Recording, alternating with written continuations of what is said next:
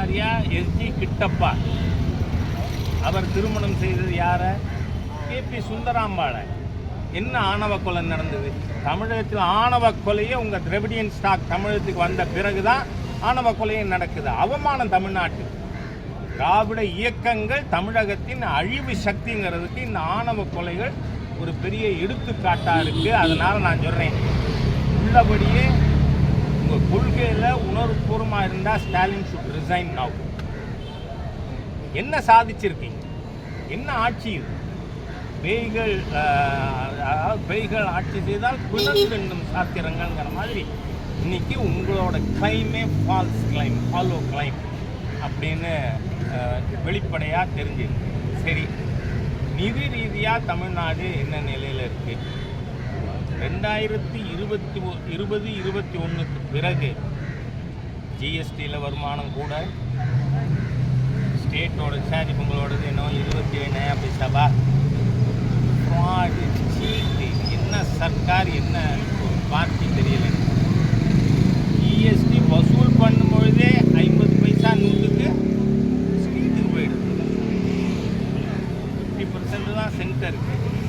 அதில் சென்டர் 42% ஸ்டேட்டுக்கு கொடுக்குது. Devolution of revenue. ஆக அந்த மாதிரி இருக்கச்ச ஸ்டேட்டோட ஷேர் ஆஃப் ரெவென்யூ கூடியிருக்கு.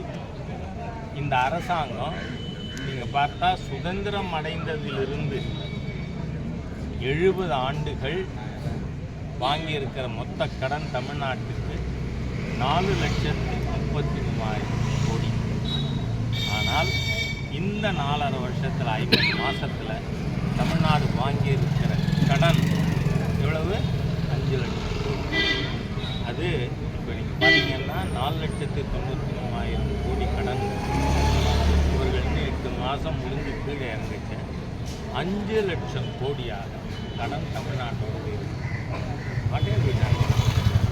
ரெவென்யூ கூடியிருக்கு ஒரு பக்கம், லெஃப்ட் அண்ட் ரைட்டு கடன் வாங்கியிருக்கீங்க. அதை என்ன பண்ணீங்க? There is no visible investment. எதெல்லாம் வேலை நடக்குதுன்னா மத்திய அரசாங்க பங்களிப்பு இருக்கிறது தான் வேலை நடக்குது. ஆகவே ஏற்கனவே நான் இதை பற்றி கேட்டிருக்கேன். ஒரு நிதி நிபுணர்கள், ஃபினான்ஷியல் எக்ஸ்பர்ட்ஸை வச்சு இந்த 4.5 வருஷம் 50 மாதங்கள் தமிழ்நாடு ஆட்சியில் நிதி எப்படி கையாளப்பட்டிருக்கிறது, எப்படி